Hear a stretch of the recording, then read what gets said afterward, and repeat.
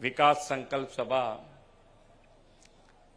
ના આજના કાર્યક્રમમાં આપણી સૌની સાથે મંચ ઉપર ઉપસ્થિત મારા સાથી મંત્રી શ્રી પ્રવીણભાઈ માળી, મારા સાથી ધારાસભ્ય શ્રી અનિકેતભાઈ ઠાકર, શ્રી માવજીભાઈ દેસાઈ, જિલ્લા ભાજપ પ્રમુખ શ્રી કીર્તિસિંહ વાઘેલા, જિલ્લા સંગઠન પ્રભારી શ્રી ધવલભાઈ દવે, ભાજપ પ્રદેશ મંત્રી ડોક્ટર સંજયભાઈ દેસાઈ, શ્રીમતી પ્રીતિબેન પટેલ, અમારા વડીલ મુરબ્બી અને પૂર્વ કેન્દ્રીય મંત્રી શ્રી હરિભાઈ ચૌધરી, પૂર્વ સાંસદ શ્રી દિનેશભાઈ અનાવાડિયા, બનાસકાંઠા લોકસભાના ઉમેદવાર શ્રીમતી રેખાબેન ચૌધરી, પૂર્વ મંત્રી શ્રી હરજીવનભાઈ પટેલ, શ્રી કાંતિભાઈ કચોરિયા, વડગામ વિધાનસભાના ઉમેદવાર શ્રી મણિભાઈ વાઘેલા, ધાનેરા વિધાનસભાના ઉમેદવાર શ્રી ભગવાનભાઈ ચૌધરી, દાંતા વિધાનસભાના ઉમેદવાર શ્રી લાઘુભાઈ પારગી, પૂર્વ ધારાસભ્ય શ્રી મફતભાઈ પટેલ, શ્રી રેખાબેન ખાણેશા, શ્રી ગોવિંદભાઈ પ્રજાપતિ, શ્રી શશિકાંતભાઈ પંડ્યા, શ્રી ગોવાભાઈ દેસાઈ, શ્રી જોઈતાભાઈ પટેલ, શ્રી મહેશભાઈ પટેલ, આમંત્રિત સર્વે મહાનુભાવો, પ્રેસ મીડિયાના મિત્રો, સૌને મારા નમસ્કાર. ગરમી તો બરોબર જામી છે. 26મી સુધી તો બરોબર, પણ ટેવાયેલા બધા છીએ ને. ફેસિલિટી મળતી થઈ પછી તો આક્રમણ આવે, એમાં નહીં, કારણ કે ઘેર એસી ને પંખા ને બધું થઈ ગયું એટલે હવે આક્રમણ આવે. બાકી પહેલા લાઈટો નહોતી તો એ આરામથી ઝાડ નીચે બેઠા હોય, ગમે તેટલી ગરમી હોય, ક્યાંય આક્રમણ ના આવે. પણ હવે ફેસિલિટી માન્ય વડાપ્રધાનશ્રીએ વધારી દીધી છે, તો હવે જો લાઈટો ગઈ તો બહુમાં બહુ તો 15 મિનિટ, 20મી મિનિટ તો અહીંયા લાઈટો ગઈ હોય ગાંધીનગર ખબર પડે કે લાઈટો ગઈ છે બનાસકાંઠામાં.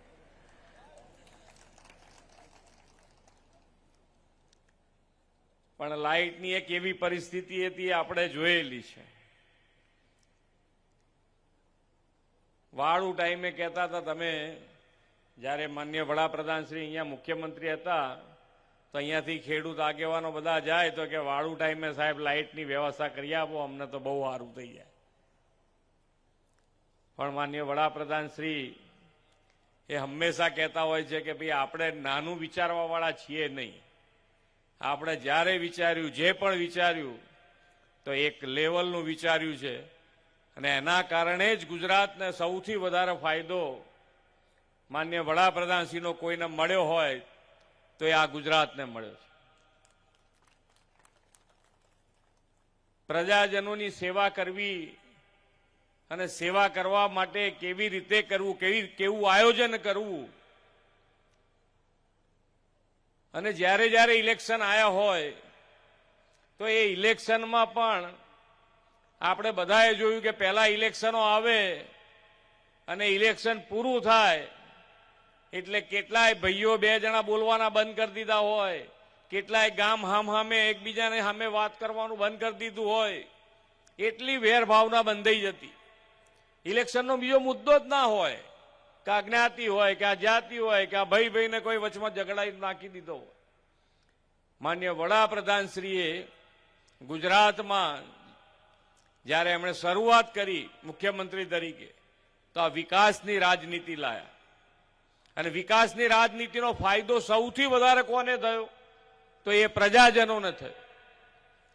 કેમ તો કે ભાઈ હવે જ્યારે પણ આવે ઇલેક્શન, જ્યારે આવે ત્યારે આવે, પણ હવે જેણે પણ કામ કર્યું હોય એ બતાવવું પડે કે ભાઈ તમે શું કામ કર્યું, તમે અમારી પાસે આવ્યા છો તો તમારું કામ અમને બતાડો, અમે જે કીધું હતું એમાંથી કેટલું કર્યું, દરેક જણે કહેવું પડે.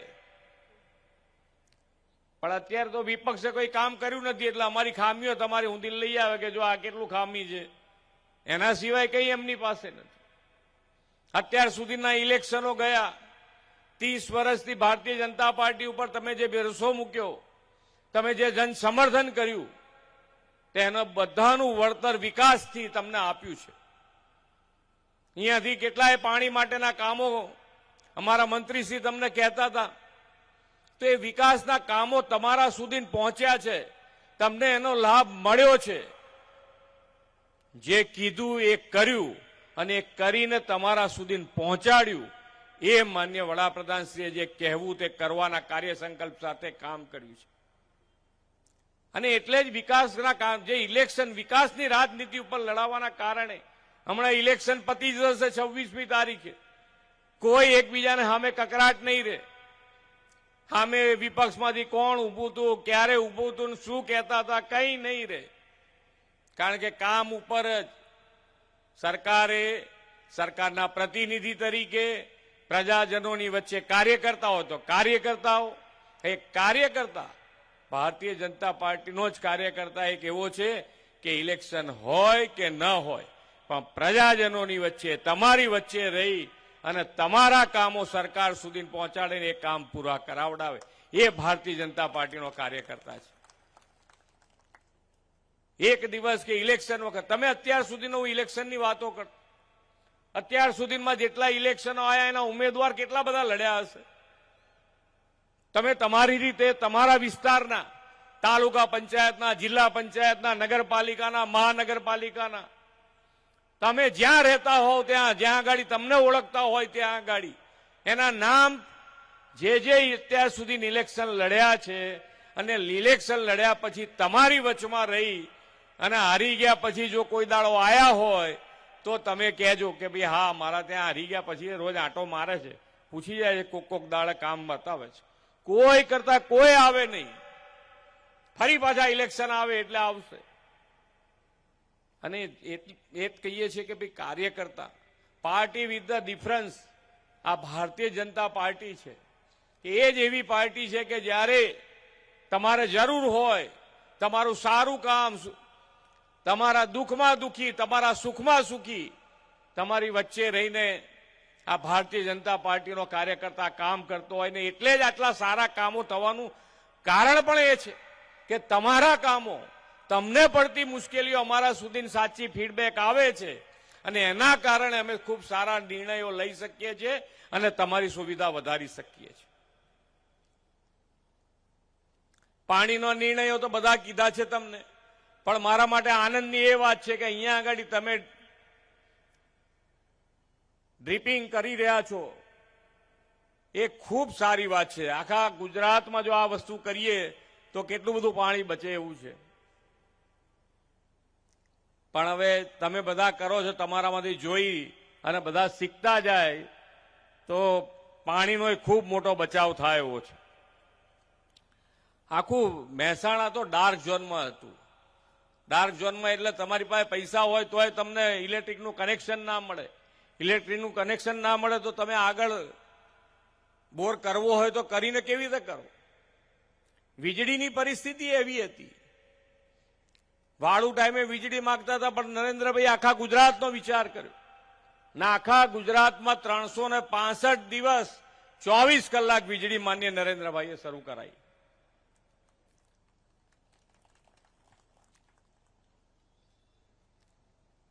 ખેડૂતોને દિવસે વીજળી જોઈતી હતી તો આપણે દિવસે વીજળીની પણ વ્યવસ્થા કરી. આજે તમારા ત્યાં દિવસે વીજળી 8 કલાક 10 કલાક વીજળી તમારા ત્યાં આવે છે, જરૂરિયાત પ્રમાણે 8 કલાક આપીએ છીએ, પણ ક્યાંક જરૂરિયાત ઊભી થાય તો 10 કલાક સુધી પણ આપી છે. દિવસે વીજળી જોઈતી, દિવસે વીજળી કરી દીધી. રોડ રસ્તા, આ બધી બેઝિક નીડ છે. એ પછી આગળનું ડેવલપમેન્ટ થાય કે રોડ રસ્તા, કનેક્ટિવિટી વધી ગઈ. જેટલા રોડ માંગ્યા છે એટલા બધા વ્યવસ્થિત રીતે આપ્યા છે. આ બનાસકાંઠાની અંદર જે રિંગ રોડ હતો એ થઈ ગયો ને ચાલુ. રિંગ રોડનું, બાયપાસનું કામ પણ શરૂ થઈ ગયું છે. તમે જે કીધું એ, તમારે જેટલી કનેક્ટિવિટી વધારવી હતી એ બધી વધારી દીધી છે. હજુ પણ જે કામો તમારા બાકી હશે એ કામો તમે આયોજનબદ્ધ રીતે અમારી પાસે લાવશો તો તમારું એક પણ કામ અધૂરું ના રહે. એટલી સારી વ્યવસ્થા ગુજરાત સરકાર પાસે છે. પૈસાનો, નાણાકીય વ્યવસ્થાપન ગુજરાતમાં ખૂબ મજબૂતાઈથી માન્ય વડાપ્રધાનશ્રીએ અહીંયા કર્યું છે. અહીંયા હમણાં કહેતા હતા એમ કે જ્યારે માન્ય નરેન્દ્રભાઈ અહીંયા મુખ્યમંત્રી હતા ત્યારે 19,000 કરોડનું બજેટ, અને આ જ બજેટ આજે 4 લાખ કરોડ સુધીને આપણે પહોંચાડ્યું છે. પૈસાની કોઈ કમી ના રહે, વિકાસનું કોઈ કામ પૈસાના હિસાબે ના ઊભું રહે, એવું સુદૃઢ આયોજન માનનીય વડાપ્રધાનશ્રીના માર્ગદર્શનમાં ગુજરાત સરકારે કર્યું છે. નાના નાના ધંધા રોજગાર ને બધું જ તમારે ક્યાંય ને ક્યાંય વધારવું હોય, ડેરી નાખવી હોય, તો આ બધા જ માટે આ પાયાની જે જરૂરિયાત હતી કે ભાઈ પાણીની વ્યવસ્થા હોવી જોઈએ, લાઇટની વ્યવસ્થા હોવી જોઈએ, ઇન્ફ્રાસ્ટ્રક્ચર હોવું જોઈએ, અવર જવાનો રસ્તા હોવા જોઈએ, એ બધી જ પહેલા વ્યવસ્થા કરી. તો આજે આખા ગુજરાતમાં તમારે જ્યાં આગળ જે ગામમાં, તાલુકા મથકે, જિલ્લા મથકે જે તમારે નાને મોટો કારખાનું નાખવું હોય તો તમે નાખી શકો, એ પોઝિશન આજે ઊભી થઈ છે. અને એના કારણે જ્યારે માનનીય નરેન્દ્રભાઈએ ગુજરાતમાં મુખ્યમંત્રી તરીકેની શરૂઆત કરી ત્યારે એમએસએમઈ ખાલી 1.81 લાખ હતા, અને આજે એ સંખ્યા વધીને 27 લાખને પાર થઈ છે. 27 લાખને પાર. કેટલો મોટો બદલાવ. રોજગારીની વાતો આપણે કરીએ, બેરોજગારીની વાતો કરે, ઇલેક્શન આવે ત્યારે આ મુદ્દા આવે, પછી કઈ નહીં. પણ રોજગારી માટેની જે વ્યવસ્થા કરી છે એ વ્યવસ્થા માન્ય 2003માં નરેન્દ્રભાઈએ વાઇબ્રન્ટ ગુજરાત શરૂ કરાયું, અને એનાથી આ બધા જ ફાયદા થયા છે. ગ્લોબલ પ્લેટફોર્મ એ વખતે આપ્યું. 500 જે મોટી કંપનીઓ છે, આખા વર્લ્ડની 500 મોટી કંપનીઓમાં છે, એમાંથી 100 કંપનીઓ આજે ગુજરાતમાં કાર્યરત છે. 100 કંપનીઓથી વધારે. આ બદલાવ છે. દરેકે દરેક ક્ષેત્રે શિક્ષણની વાત, શિક્ષણની સાથે સાથે સ્વાસ્થ્યમાં પણ સેવા કરવી હોય તો શિક્ષણની જરૂરિયાત. ડોક્ટર બનાવવા છે તો પણ ડોક્ટર માટેની વ્યવસ્થા જ નહોતી.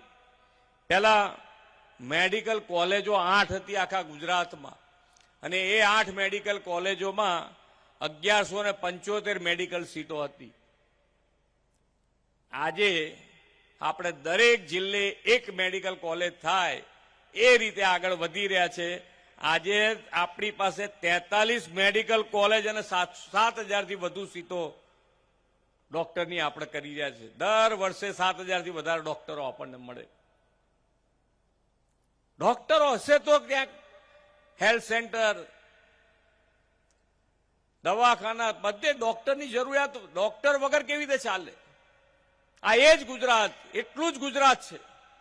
ગુજરાતમાં તો વધઘટ નહીં થઈ હોય, પણ જેટલી વ્યવસ્થા ઊભી કરવી હોય, ગામે ગામ વ્યવસ્થા ઊભી કરવી છે, ગામે ગામ સ્વાસ્થ્ય માટેનું કામ કરવું છે, તો એના માટે આ ડોક્ટરોની પણ આવશ્યકતા, ને એના કારણે આજે જિલ્લા દીઠ એક મેડિકલ કોલેજ થાય એ પ્રમાણે આપણે આગળ વધીને આટલા ડોક્ટરો. હવે 2 વર્ષ થશે એટલે લગભગ ક્યાંય કરતા ક્યાંય, આજે ક્યાંક નાની મોટી બૂમ હશે ડોક્ટરની, પણ 2 વર્ષ પછી એક પણ બૂમ મેડિકલ ક્ષેત્રે નહીં રહે એટલા ડોક્ટરો આપણી પાસે હશે. ખૂબ સારું આયોજન થયું છે. આયોજનબદ્ધ રીતે આગળ વધ્યા છે. અને એટલે જ વિકાસની રાજનીતિ કે ભાઈ તમારે કંઈ પણ કરવું છે તો તમે તમારો પ્લાન બતાડો કે તમે શું કરવા માંગો છો, કેવી રીતે આગળ વધવા માંગો છો. સુશાસન, વહીવટી સુધારા કરીને જેટલા ફાયદા થાય એટલા ખેડૂતો માટે કર્યા છે. નવી શરતમાંથી જૂની શરતમાં તમારી જમીન સરકારે તમારા 7/12માં સુધારો જ કરીને આપી દીધો તમને. તમારા અરજીએ નહીં કરવાની. કોઈ પ્રીમિયમ ભરવામાંથી બાદ થઈ ગયું તમારે. તમારા ભાઈઓના ભાગ પડીને એકબીજાના જમીનો આવી હોય તમારા હાથમાં, તો એ જમીનોમાં પણ તમે 300 રૂપિયામાં તમારો દસ્તાવેજ કરાવી શકો એવી સુવિધા કરી. આડી લીટી, ઊભી લીટી બધું આવી ગયું અંદર. ખેડૂત ખરાઈનો દાખલો પહેલા 52 થી માંગતા હતા, એ પણ તમારા 25 વર્ષ, આજથી જૂના 25 વર્ષ સુધીનો રેકોર્ડ ચેક કરવાનો. એનાથી વધારે રેકોર્ડ ચેક કરવાનો થતો નથી. એનો મતલબ એવો નથી કે જે ખોટા ખેડૂત થયા છે એને છોડી દીધા છે, પણ તમારી મુશ્કેલી તમને મુશ્કેલી ના પડે એના માટેની વ્યવસ્થા જેટલી સુધારા જ્યાં જ્યાં કરવા જેવા લાગ્યા એ અમે કર્યા છે. આરોગ્યમાં પણ માન્ય વડાપ્રધાનશ્રીએ યોગથી આયુષ્યમાન સુધીનું આપણને સ્વાસ્થ્ય માટેનું સુરક્ષા કવચ આપ્યું છે. સૌથી પહેલા તો આપણે માદા ના પડીએ એ જ ઉત્તમ છે, પણ આપણે માદા ના પડવા માટે યોગ કરવા પડે. પણ હવે યોગા ભાગદોડવાળી જિંદગીમાં યોગ બોગ કોણ કરે કે?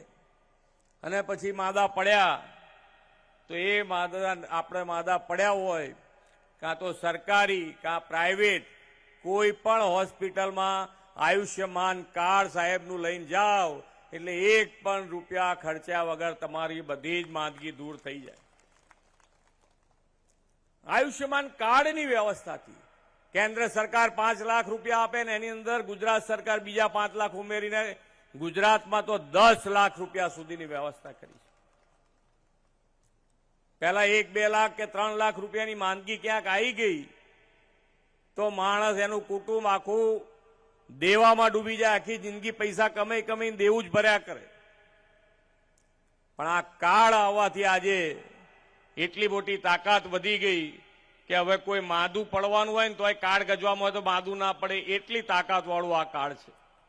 તો જેની પાસે ના હોય એને ખબર હોય, પૈસા ના હોય એને તકલીફ આવે ત્યારે એને ખબર પડે કે આ તો કેટલી મોટી વસ્તુ છે. જેની પાસે હોય એના માટે વાંધો નહીં, પણ જેને ના હોય એના માટે તો.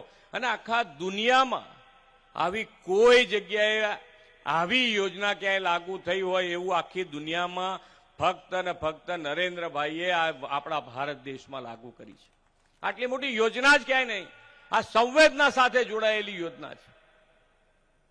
પેલા મા બાપની સેવા કરતા નહોતા, મા બાપે કહેતા નહોતા કે ક્યાં છોકરાને દેવાના ડુંગરમાં બેડવો, ખાલી આપણી તો ઉંમર પતી છે, ભલે ગમે તેટલી મોટી માંદગી આવી હોય તો એ કહે જ નહીં ને. આજે છોકરાએ સેવા કરી શકે ને મા બાપને શાંતિ કે ભાઈ તરત કહે કે ભાઈ મને આવું કંઈક થાય છે, શરીરમાં તરત ચેકઅપ થઈ જાય. પણ અત્યારે તો જમાનો બદલાયો છે ને, પૈસા હોય તોય ઘણી વખત મા બાપની સેવા નથી થતી હોતી.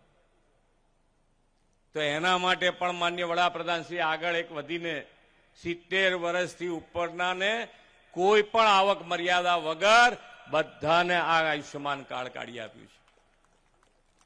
દીકરો સારો છે ખોટો છે કશામાં ચિંતા નહીં એમને. દીકરી છે, દીકરી કરે છે નહીં કરે, જાતે જ જઈને કાર્ડ લઈને કરી આવો. અને હોસ્પિટલમાં સારા થયા પછી હોસ્પિટલથી ઘેર આવવાના 300 રૂપિયા સરકાર આપે. એટલે ક્યાંય કરતા ક્યાંય તમારે ટેન્શન નહીં. પોતાનું ઘર બની આપવાનું, ગેસનો બાટલો આપવાનો, પાણીનું કનેક્શન ઘેર સુધી આવી જાય, નલ સે જલ,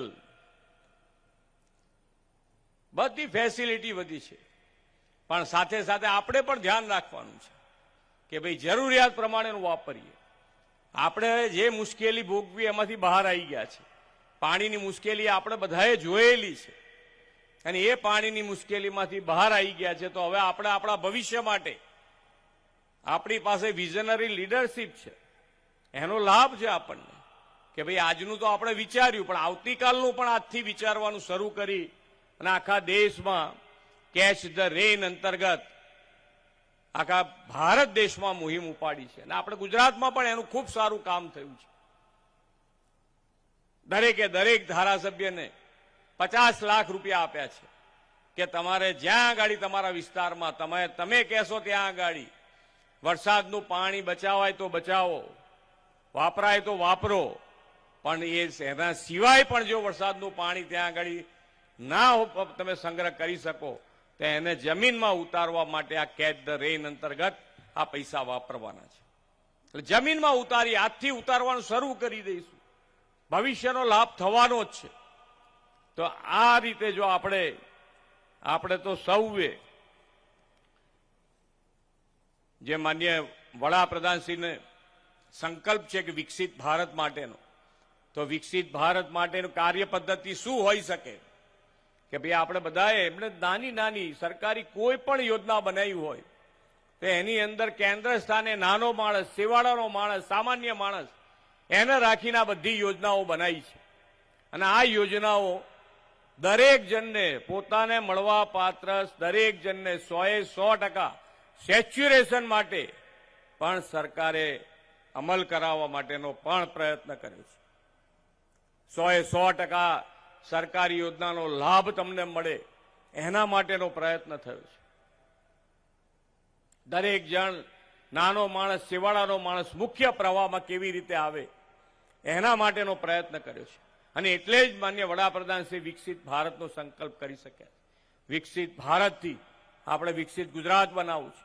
અને વિકસિત ગુજરાત ત્યારે બનાવી શકીશું તો કે ભાઈ આપણે બધા સાથે મળી અને વિકસિત ગુજરાત માટે સૌનો સાથ, સૌનો વિકાસ, સૌનો વિશ્વાસ અને સૌનો પ્રયાસ. અને સૌનો પ્રયાસ કેવો રહેવો જોઈએ તો કે ભાઈ 26મી તારીખે 100% મતદાન અવશ્ય કરવું જોઈએ. કોઈકને વોટ આપો ના આપો એ તમારા મરજીની વાત છે, પણ આપણે તો કમળને જીતાડીશું તો આપણી દરેકે દરેક ફેસિલિટી પૂરી થાય. તમારી વચ્ચે કાર્યકર્તા હરમેશ રહે, તમારો નેતા તમારી વચ્ચે હોય એવા કાર્યકર્તાઓને જીતાડીને આપણી ભારતીય જનતા પાર્ટીની ટીમને જીતાડી તાલુકા ડેલિગેટ, નગરપાલિકાના ઉમેદવાર હોય, જિલ્લાનો ઉમેદવાર હોય, બધાને કમળથી એવા મતોથી આ વખતે જીતાડીએ કે આવતા વર્ષે આ ફોર્મ પાછું ખેંચવાનો કોઈનો વારો ભરવા જ ના જાય એવી રીતે બધાને